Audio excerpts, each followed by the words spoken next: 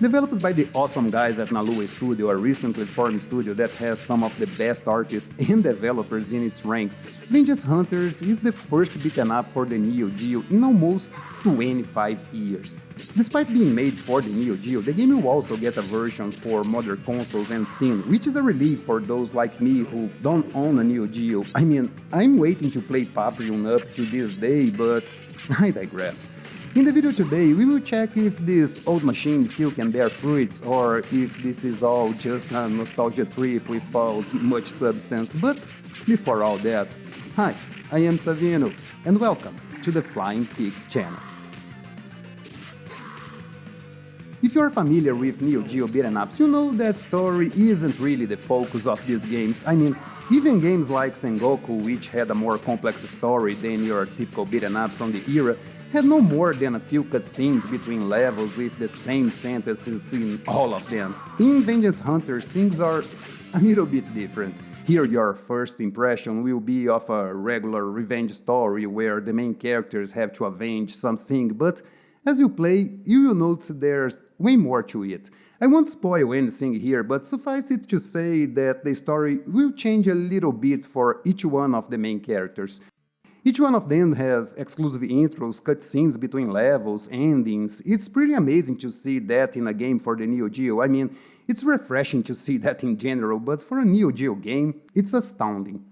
But it doesn't stop here. You also get a different ending depending on the difficulty you're playing at. For a beat'em up, especially for a Neo Geo one, there's a lot of story here. All of this is accompanied by some of the best pixel art the Neo Geo has ever seen, which was created by the talented Adolfo Cursi Geisbuehler. Honestly, I would say these are some of the best pixel art in general. Actually, the whole game looks amazing, let's be honest here. Not only are the main characters awesome, but the enemies also have a lot of personality. The zombies, the bad guys, and the monsters are all beautifully done, and you can spot small details like these skeletons here opening and closing their mouths while they walk around, or these zombies here pointing toward you before throwing their heads. Some of the bosses are huge, taking a big part of the screen, and they look as menacing as you can imagine. I mean, take a look at this huge crab that was, for some reason, Candy's former boss. Amazing. And there's no surprise to see this level of detail in the characters and enemies, because the man behind it all is no other than Thomas McCloskey, whose name was probably butchered by yours truly, who made some of the sprites for Shredder's Revenge, Panzer Paladin, among others. The character's animation, while there's not much to complain about here, there isn't much to write home about. I mean, the animations are pretty good, especially if you consider the hardware, and there is some pretty cool stuff to see here, like how the zombies chomp your head when they grab you. The only thing I would complain about here is the lack of frames when it comes to enemies' reaction. They have only 2 frames of animation after being thrown, as you can see from the footage playing right now. It does impact the overall feel of the game, but it doesn't look great either. But I believe these are concessions that must be made to have the variety of things you get in this game. When it comes to the backgrounds, they also don't disappoint in the slightest.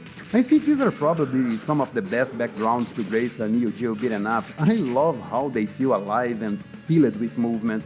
You can see the wind blowing leaves in the forest, computer screens flashing and reflecting on the floor in this lab, not to mention the wasteland with its vast and dreadful vistas. And there are still the many Easter eggs you can spot in this game, like this famous car here. It's all pretty gorgeous. The only thing that really bothers me is the lack of parallax scrolling on some levels. We got some in the forest, but other than that, the backgrounds are flat. It doesn't subtract from the game, but I was really hoping to see something special here. But aside from that, the game looks amazing, and not only is it the most beautiful beat'em up on the Neo Geo in my opinion, it's also one of the best looking games we've seen in a while. And it also sounds great. Using the original Neo Geo hardware may limit the quality of the sound, at least based on what you can achieve today, but at the same time it produced some nostalgically good sounds. Hearing the punches, explosions, and the metal sounds of Candy's blade cutting the air is an amazing experience. I actually never said that, but I recommend you to grab a good pair of speakers to play this one and put the volume way up. No headphones, just the good and old speaker filling your living room with some authentic arcade sounds. It's amazing. Another thing that I like very much here is that your characters are completely silent. I mean, they have one line when you choose them, but other than that, they are completely quiet, which is a good thing in my opinion. I think it gets a bit repetitive and tiresome when characters keep repeating the same screams and grunts all the time. Your enemies have some grunts when they are defeated, which is expected, and they sound as good as you can expect. The sounds here are the work of Jose Ramon Bibique Garcia, another talented dude from this awesome team. The music, as you may imagine, is also fantastic. The first song you'll hear in this game, from the intro, already sets the perfect mood for what's coming, and the music from the levels is fantastic. I guess, aside from the tune from level 4, which I didn't like much, all the rest here is top notch. Like the sound effects, it comes with that nostalgic feeling from the 16-bit era, with what our parents would easily call video game music, as if this was a bad thing. The compositions are great, the samples are very high quality. They are the work of Enrique Pentadrango Martin, who worked on Lords of Exile, a pretty fun Castlevania-like game. The dude is so good that he even invited my new favorite musician, the Mosquito who plays a kazoo, to rock some of the music here. Check it out.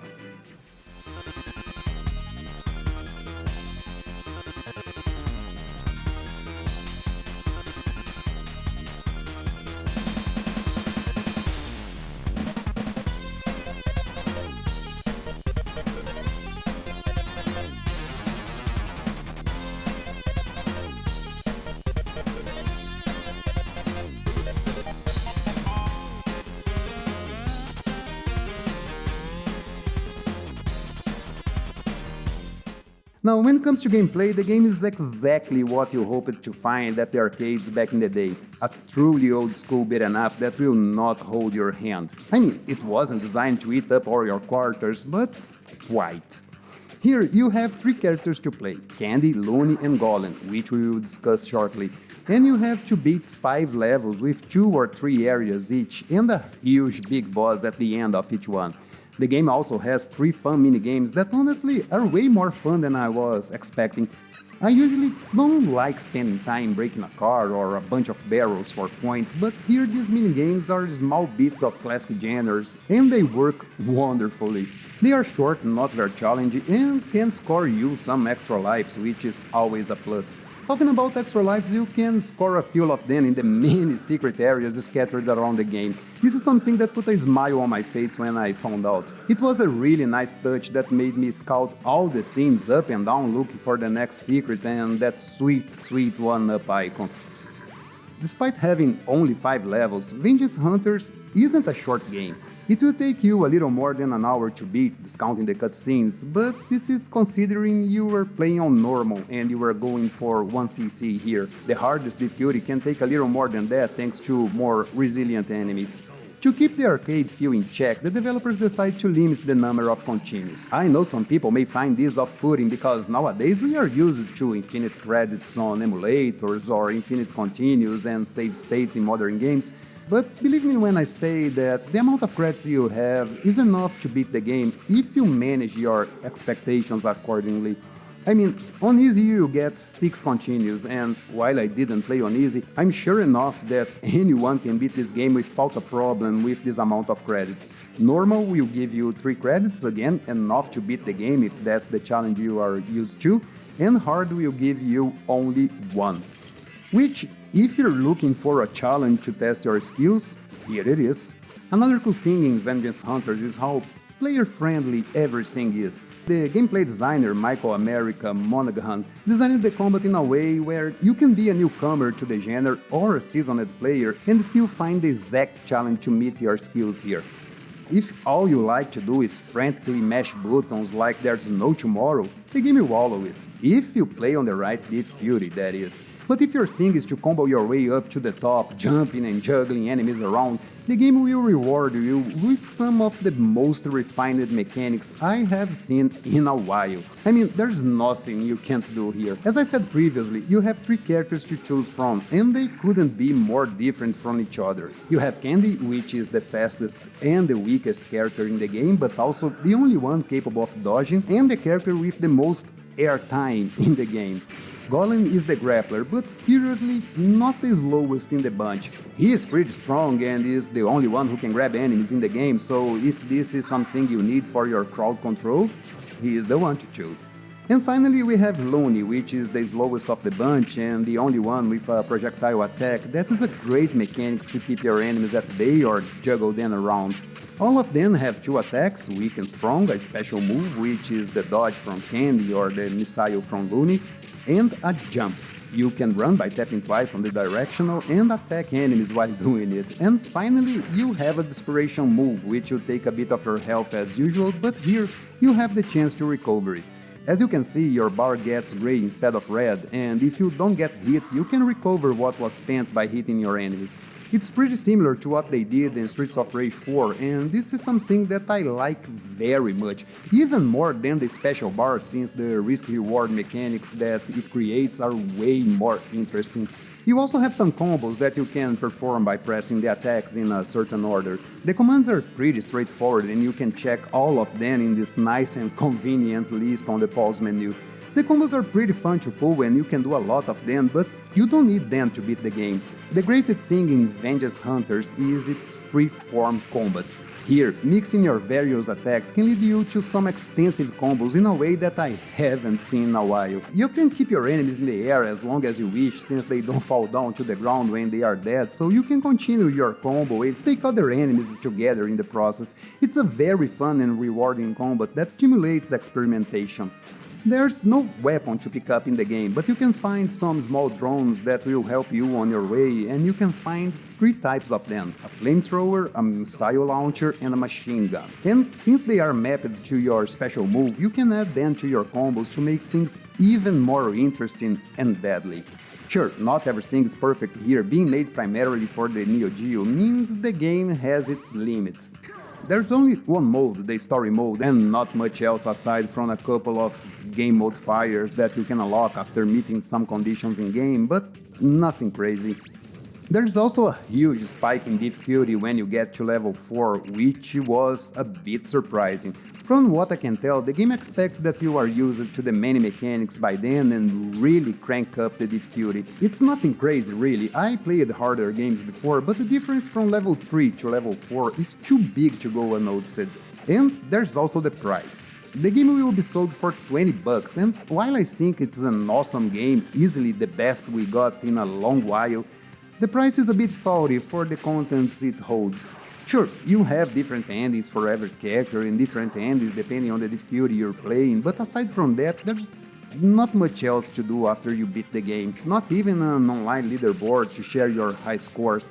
I mean, this is a Neo Geo game first and foremost, but even so, some added modernities for consoles and Steam wouldn't hurt.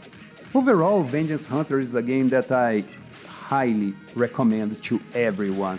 Even thinking the price is a bit too steep, the experience is truly unmatched, and in a year where we had so many bad releases, it's a breath of fresh air to see a game that not only outshines in the middle of the recent mediocrity, but that stands tall and proud among the best of the genre. I really hope to see in the future a sequel or another game from this team, and while I love to see old hardware getting new games, I hope they make it primarily for modern hardware so they can show us what this amazing team is truly capable of. Vengeance Hunters will be out tomorrow for Steam, PlayStation, Xbox and Nintendo Switch. The Neo Geo version is coming soon, I believe. I'm really not following the Neo Geo release, but I will leave a link in the description with all the relevant information. If you want to know more about the game, check out my interview with the gameplay designer Michael that is on my site. Link in the description. And that's it for the review, guys. I hope you enjoyed it, and don't forget to tell me in the comments if you are getting this one. I will be back pretty soon with another video for you guys, and in the meantime, I hope you all have an awesome day. And remember, keep it up.